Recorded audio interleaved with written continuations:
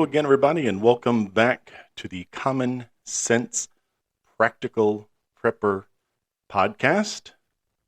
My name is Keith, and this is episode 10. Well, folks, I am still alive. I know I did a quick podcast from my car a couple weeks ago, but COVID, oh my goodness. I tested positive, on a Thursday, had the headache and the body aches, tested positive 2 days later, and I continued to test positive for quite some time. And we're going on, I think I'm coming up almost on a month since my symptoms started. And just a couple, 3 days ago, got rid of that annoying COVID headache. But I tell you what, I lasted the first 2.5 years of this with everybody running around with COVID. And of course, I have to catch it on the back end, but that's a completely different story. But I am much better. So this episode is going to be kind of a grab bag. I have to dip into some of the things going on in the world, the political situations that I think are going to continue to drive, especially the high cost of energy. And as we coming into winter, the winter in Europe and, well, the winter in the Northern Hemisphere. Let's just keep it very simple. So price of gas.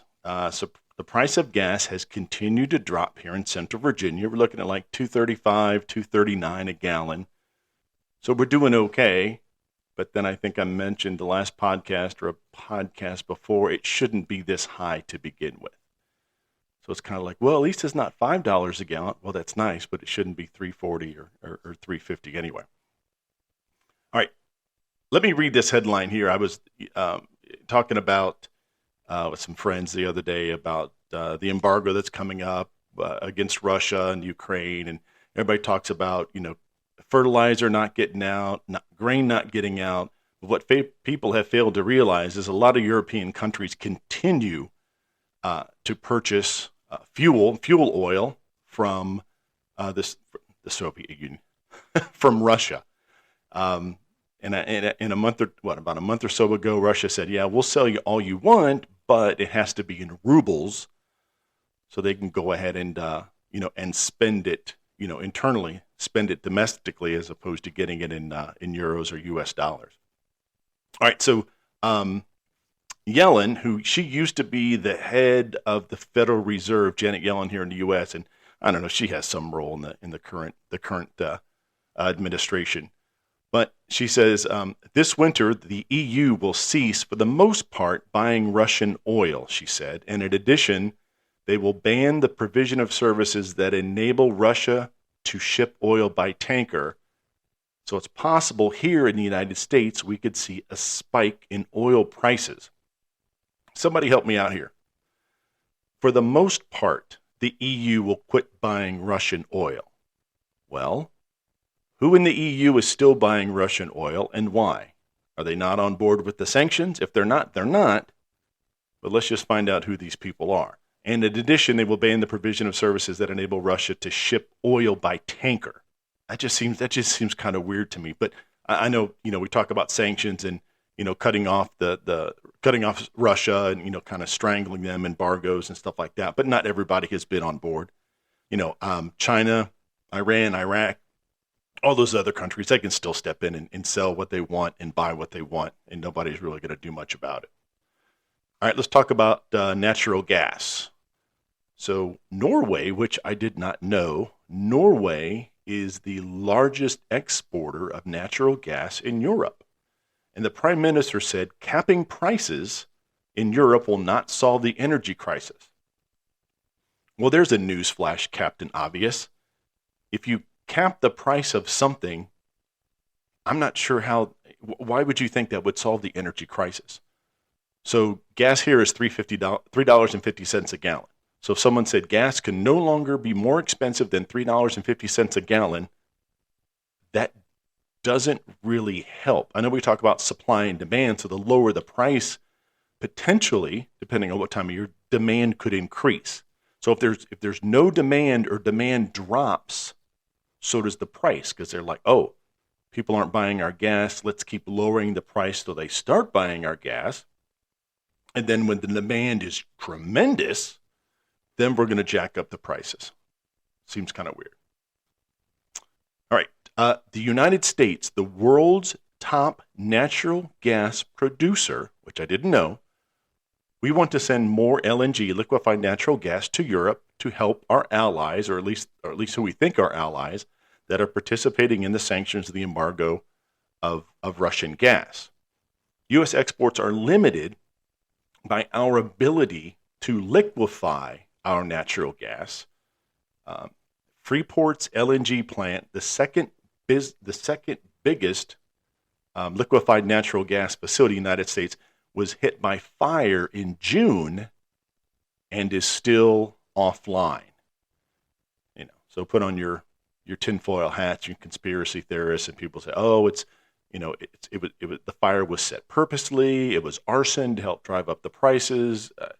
Okay. Anyway, Russia, once Europe's biggest gas supplier, has already cut exports to for various reasons, including the shutdown of pipelines near battle zones in Ukraine, and disputes with customers refusing to pay gas in rubles.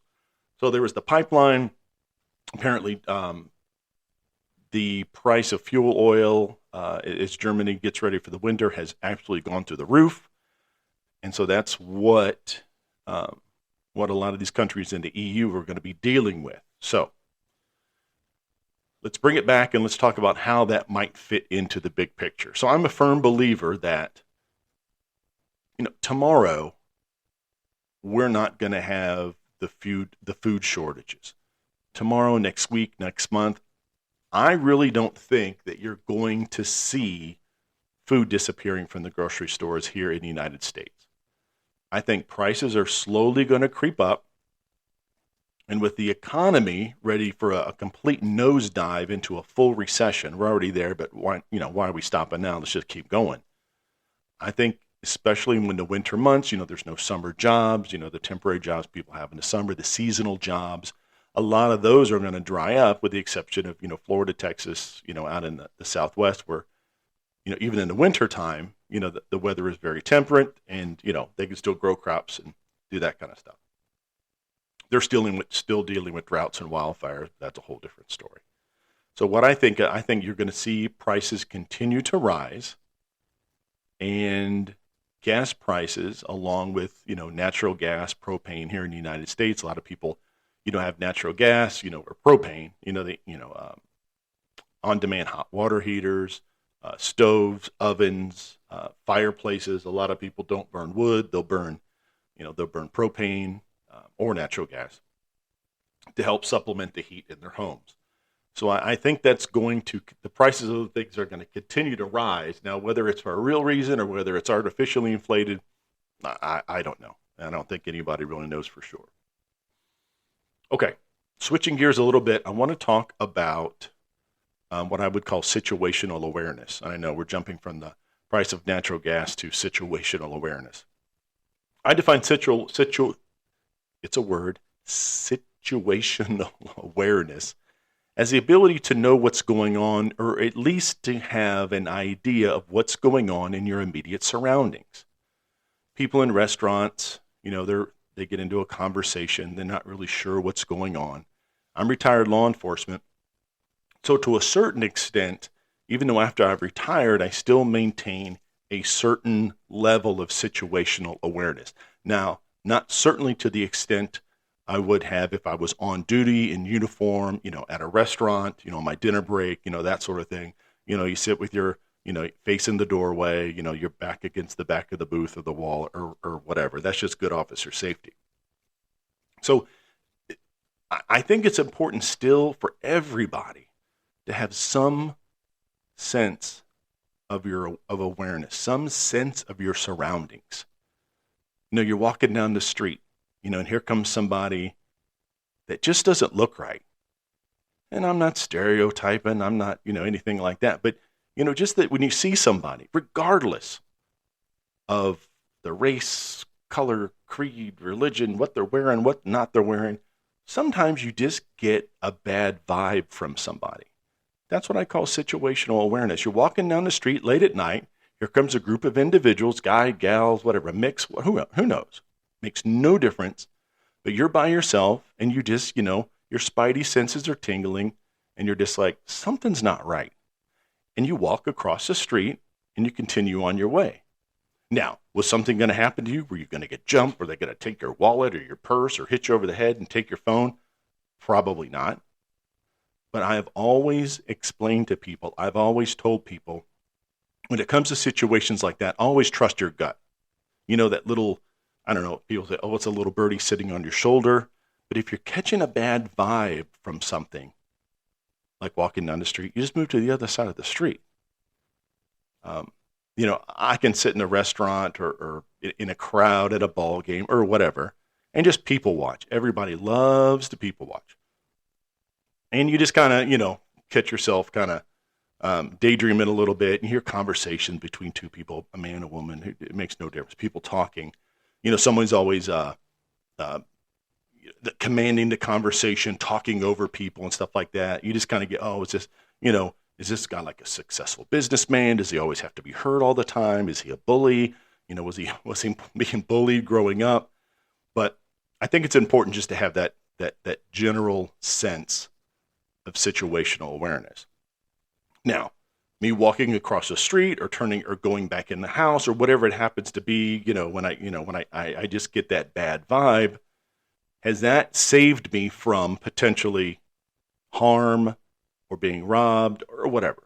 Well, I would fathom to say that the answer is yes. You never know how many times I have removed myself from a potential dangerous situation.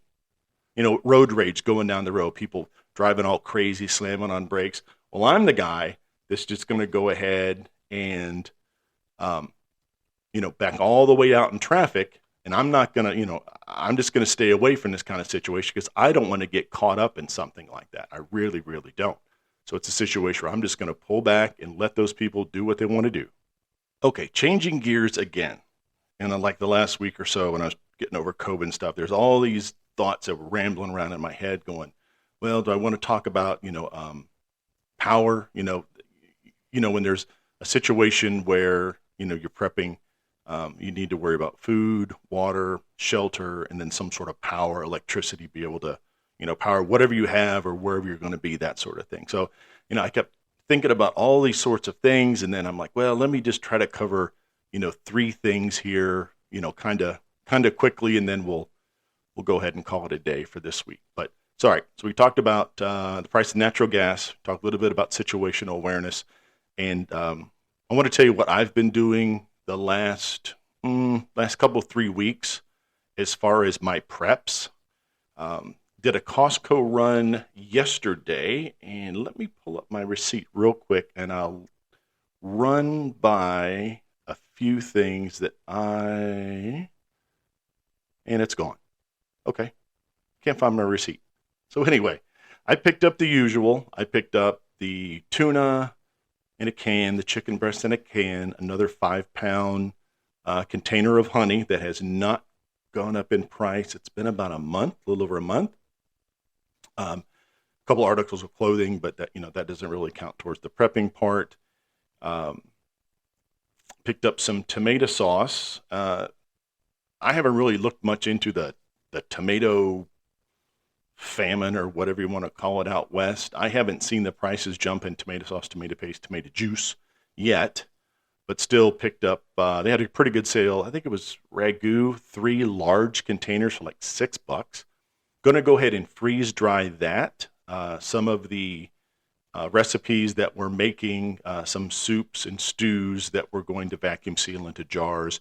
You just add hot water, boom, there's your meal. Some of those are actually calling for tomato sauce, so it's powdered and that sort of thing. You drop that in there.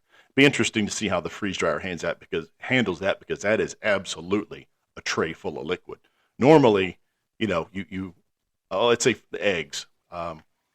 I freeze dried 4 trays of eggs. I really need to track how many eggs that is, but it's a whole lot of eggs. I think it was like 18 or 19 hours to turn frozen raw eggs into a powder that I then put into a vacuum bag or a plastic bag and then sealed that up. Oh, Costco picked up a 50-pound bag of the generic Kirkland rice. Uh, Very inexpensive. Picked up a couple food grade buckets and their version of Gamma lids at Home Depot. Very good price. The ones at Lowe's were actually $2 and $3 more per the bucket, but $1 less for the lid. So it comes out, you're saving a couple bucks there at Home Depot for those. So we got the eggs into a powder. I'm going to do the tomato sauce sometime this week, maybe tomorrow. And I got the rice. And I have a lot of rice that is vacuum sealed in mason jars, in the largemouth quart mason jars. And that's cool because I really need to actually dive in and see how many cups of rice that is, or how much a quart mason jar, how much rice that makes. So I can then divide it out and be like, okay, every mason jar can make however many servings of rice to go with whatever. Same with the beans. A mason jar of beans makes how much, servings, and then, what can you pair that with? So, if I'm feeding, I don't know, a handful of people, if I take out a mason jar full of rice and a mason jar full of beans and I cook those up, is that enough beans and rice for 4 people? I have no idea. I really need to look at the recipes on the back of the boxes. 1 cup of whatever makes, however many servings. And I think what I'm going to do is start storing more things in bulk. With the food grade 5-gallon buckets, 30 pounds of rice fits into a 5-gallon food grade bucket. So I have 50 pounds. So I got a 30 and I got a 20. I did not get like a 2.5 gallon, or is it a 2-gallon bucket? Did not get that. Got the 2.5. So I probably might need to grab another bag from Costco, not next weekend, the weekend after. And then let's see, that'd be three times, 90. So there's 90. And then the other 10 pounds, maybe I'll just drop into mason jars or large Mylar bags or large vacuum seal bags. So I'm thinking about going that route. Now, with that rice, I'm going to cut it open on the top. I'm going to put it inside my freezer for 4 days. That is going to kill any bugs, any eggs, any is it weevils? Weevils. Now, weevils are the toys. Weevils wobble and they don't fall down. I had those as a kid, but I think weevils are the little eggy things that are kind of hanging around, and they hatch eventually. So you drop it in your freezer, 4 days, kills everything, take it out, and go ahead and cover it, so nothing else gets into it, and then give it at least 4 days to make sure all of the moisture is out and it is away from the rice. At that point, drop it in your Mylar bag. You don't have to, but I'm going to put it in a 5-gallon Mylar bag, and I'm going to drop that in the bucket. I'm going to go ahead and put in, I think it's 1,000 cc oxygen absorber, and then go ahead and seal that up. So now I've killed all the bugs that may be in there. I'm going to put the oxygen absorber to take away the oxygen. So in the event something is in there, there's not going to be any oxygen. It'll be an oxygen-free environment. And then obviously that person, geez, I hope there's nobody in my 5-gallon bucket. Those bugs will end up dying. And then you put the Gamma lid on and you seal it nice and tight. Put the date on it, what it is, how much it is, and then stick it in your closet. So I'm also thinking about doing that with lentils, barley, and beans. But I can't find 50-pound bags of barley, beans, lentils, anything like that here in Central Virginia. A lot of the Costco's and Price Clubs out west have those, so I probably need to do some digging online. If anybody happens to know where I can get, beans, barley, lentils, that sort of thing in bulk, 40, 50 pounds, please let me know. All right, folks, practical prep podcast at gmail.com.